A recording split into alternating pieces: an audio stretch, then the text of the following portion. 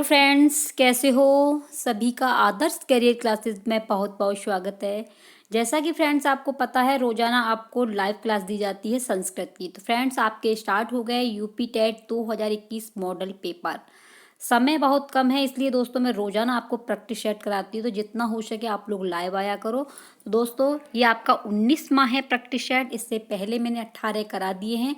आप लोग play list से जा करके सभी को देख लेना। और दोस्तों प्ले लिस्ट में भी आपकी डिस्क्रिप्शन में लिंक है, वहाँ से ही आप देख सकते हैं। ठीक है फ्रेंड्स, तो जो भाई बहनों ने अभी तक हमारे चैनल को सब्सक्राइब नहीं किया है तो फटाफट से सब्सक्राइब कर देना, बेल आइकन की घंटी बजा देना, जिससे दोस्तों नए नोटिफिकेशन जो रोजाना मैं वीडियो डालती हूँ वो नोटिफिकेशन आप तक आ सकें। तो देख लेते हैं फ्रेंड्स आपका जो है किस तरीके का मॉडल पेपर संस्कृत का पिछली बार आया था।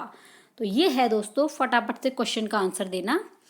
दूत वाक्यम किसकी रचना है, बताइए। कालिदास, भास, बाणभट्ट या दंडी, किसकी रचना है दूत वाक्यम?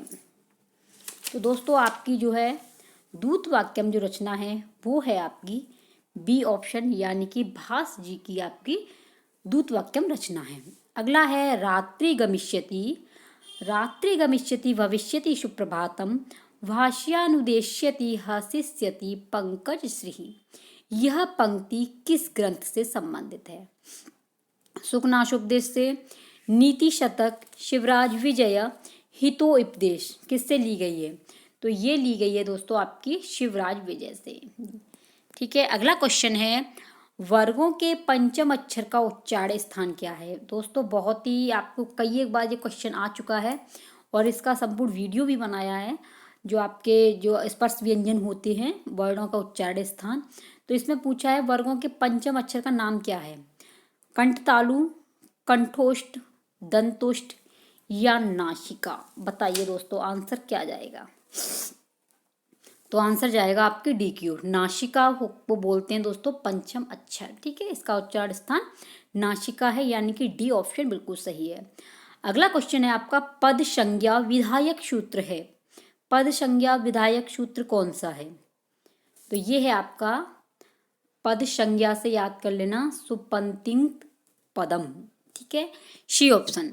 अगला है अनेक वर्णों के मिलने पर क्या बनता है? वर्ण, भाषा, शब्द या वाक्य? अनेक वर्णों के मिलने पर क्या बनता है?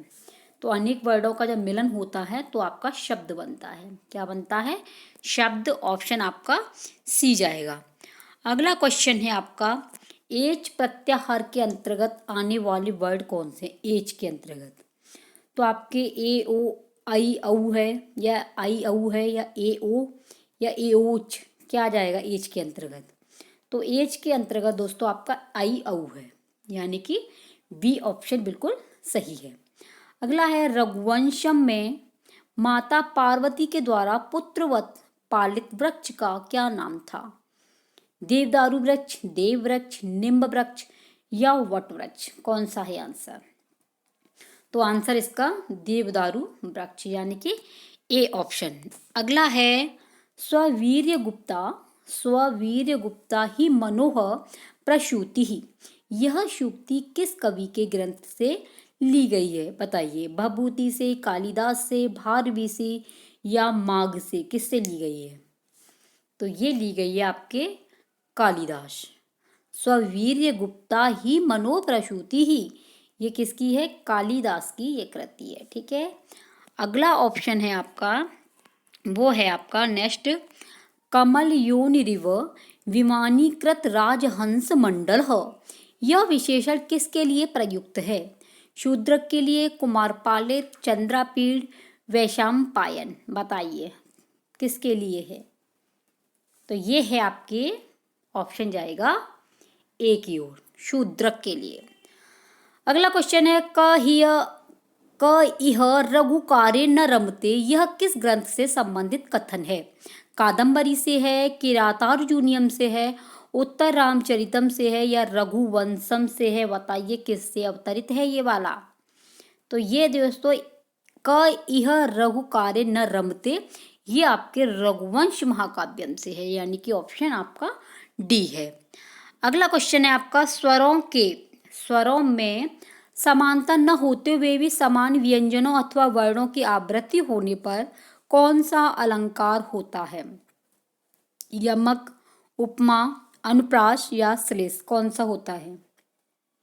तो ये होता है आपका अनुप्रास। स्वरों की समानता न होते हुए भी समान व्यंजन अथवा वर्णों की आवृत्ति आ गया, अथवा वर्णों की आवृत्ति, ठीक है। तो आपके अनुप्रास अलंकार में वर्णों की आवृत्ति होती है। सी ऑप्शन बिल्कुल सही है। अगला है परस वर्ण करने वाला सूत्र है। परस वर्ण इष्टु नाष्टु जशत्व संधि मोनुस्वर तौरली, कौन सा है परस वर्ण करने वाला? सूत्र की बात चल रही है तो आंसर कौन सा जाएगा दोस्तों, बताइए फटाफट से, कौन सा है इसका आंसर? तो इसका आंसर जाएगा दोस्तों तौरली। परसवर्ण करने वाला सूत्र है आपका तौरली, डी ऑप्शन। अगला क्वेश्चन है शिवो अर्च्य, शिवो अर्च्य में कौन सी संधि होगी? स्वर संधि, व्यंजन संधि, पररूप संधि या आपकी विसर्ग संधि? तो कौन सी होगी इसमें दोस्तों? आपकी विसर्ग संधि, यानी कि डी ऑप्शन बिल्कुल सही है। यथाशक्ति में समास कौन सा है? बताइए, कई एक बार ये क्वेश्चन आ चुका है आपका समास यथाशक्ति वाला। तत्पुरुष, अव्ययभाव, बहुब्रीहि, द्वंद्व, बताइए फ्रेंड्स। तो ये है आपका अव्ययभाव समास। कौन सा है? अव्ययभाव समास, यानी कि बी ऑप्शन बिल्कुल सही है, ठीक है। अगला क्वेश्चन है आपका संख्या पूर्वो समास, कौन सा है? कर्मधारय, द्वंद्व, द्विगु, तत्पुरुष, बताइए। तो ये है आपका संख्या पहले जो आती है वो आपके द्विगु समास में आती है, सी ऑप्शन। अगला है शिक्षक शिष्याय क्रुध्यति, शिष्याय पद में किस सूत्र में चतुर्थी हुई है? स्पृहि शिप्सन जटाभि इस्पातः रुच्यार्थम प्रियमाणः, कौन से में हुई है ये पूछ रहा है। तो ऑप्शन आएगा दोस्तों आपके जो है सो ये है आपका क्रोध दृश्यो सूयार्थानाम य प्रतिकोपः, क्रोध द्रुयोस्या असूयार्थानाम यम प्रतिकोपः, यानी कि डी ऑप्शन बिल्कुल सही है। अगला क्वेश्चन है तद, तद शब्द स्त्रीलिंग तृतीया बहुवचन में रूप क्या होगा? ते, ताबिहि, तान, तेन, क्या होगा बताइए। तो ये होगा आपका ताबिहि, तृतीया बहुवचन होता है आपका ताबिहि। अगला है युष्माकम का वैकल्पिक रूप बनेगा। त्वा, ते, वह विकल्प रूप नहीं बनेगा, क्या होगा इसका? तो इसका आंसर जाएगा फ्रेंड्स आपका शी, वह बनेगा, लेकिन वो आपका शी ऑप्शन। अगला है सप्तति की संख्या क्या है? सप्त माने हो गई 7 और आपकी हो गई ये सप्तति, तो सप्तति ही माने क्या है बताइए। ये 7 है, सप्तति माने हो गया 70, तो प्लस कितना हो गया 77, तो आंसर क्या जाएगा 56, 67, 77 या 75? तो सप्तति का होगा आपका 60 यानी 77, सी ऑप्शन बिल्कुल सही है। अगला क्वेश्चन है आपका चाहिए के अर्थ में प्रत्यय प्रयोग होता है, चाहिए के में ल्युट, अनियर, इक्तवतु या शानच, कौन सा होता है? तो इसमें होता है दोस्तों आपका अनियर, अनियर प्रत्यय प्रयोग होता है चाहिए के अर्थ में। अगला क्वेश्चन है रामेण बाली हन्यते, इस कर्मवाच्य को कर्तवाच्य में बनाइए। रामावाली हंति, रामेण वाली हतः, रामः वालिम हंति, रामेण वाली हतवान, क्या ऑप्शन जाएगा बताइए। ये आएगा रामः बालिम हंति, ठीक है, सी ऑप्शन।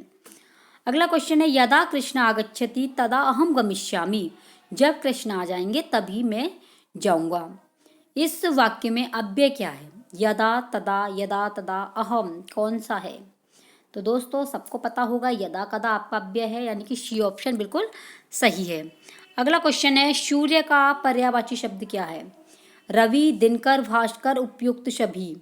तो आपका देखो रवि भी है, दिनकर भी है, भास्कर भी है, तो आपका ऑप्शन चला जाएगा डी की ओर, उपयुक्त सभी। अगला क्वेश्चन है भिन्न पद को चुनिए। भिन्न माने होता है अलग। कटिहि, कपोलः, करह, उदुम्बर, क्या हुआ इसका अलग शब्द पूछा है, तो बताइए।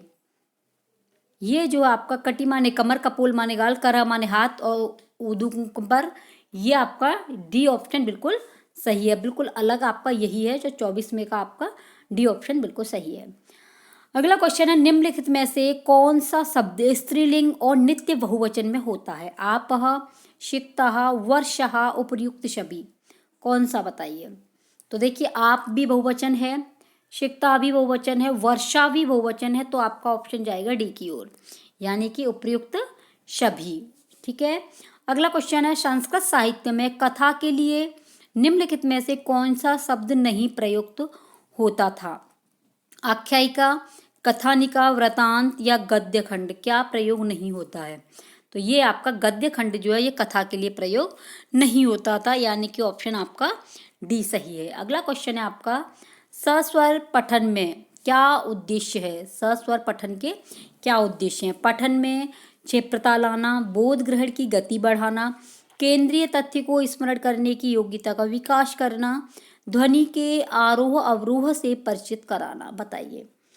तो ये ऑप्शन जाएगा आपका जो है डी, ध्वनि के आरोह अवरोह से परिचित कराना, यानी कि ऑप्शन आपका डी बिल्कुल सही है। अगला है, संस्कृत की कौन सी परीक्षा अधिक उपयुक्त है? केवल वार्षिक, केवल मासिक, त्रैमासिक या सतत?